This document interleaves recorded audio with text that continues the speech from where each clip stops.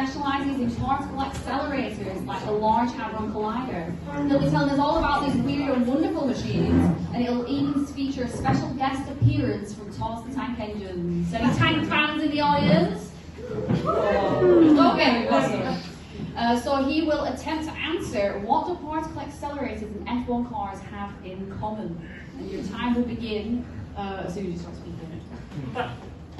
Thank you. Before I can get into that, first I'm just going to explain what are particle accelerators. So particle accelerators all use the same kind of idea or principle. You get particles out of atoms up to the energy or speed you want them at, and then you can do something useful with them. So that could be smashing particles together at huge energies to find the building blocks of the universe, make rare particles like the Higgs boson, like they do at the Large Hadron Collider in CERN in Switzerland.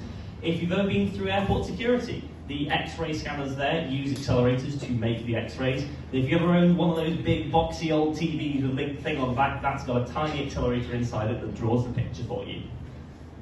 In terms of the Hadron Colliders though, there is a plan going forward, you might have seen it in the news, to build a new collider that's going to be about 4 times bigger and 15 times more powerful than the current one, which is all very well and good, but it's predicted to use the same amount of power as Geneva.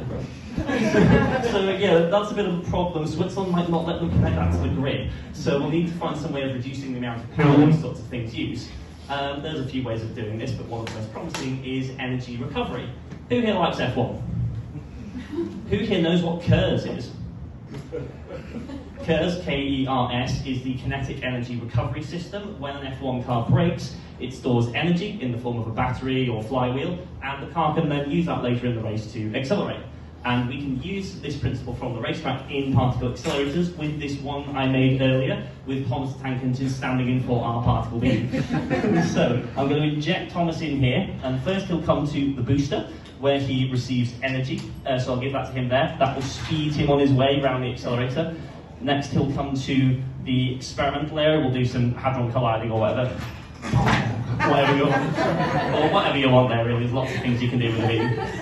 Then you can bring him back into the booster, and this is where the magic happens.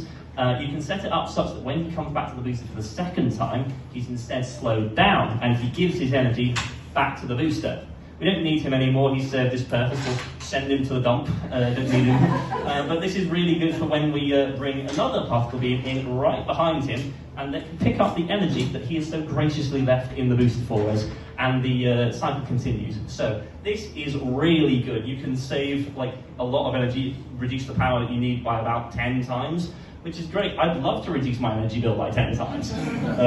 But the future on this front is bright. There are machines using this technology being built across Europe and the USA, and one is going to be built at CERN to work alongside the Large Hadron Collider. Thank you for listening.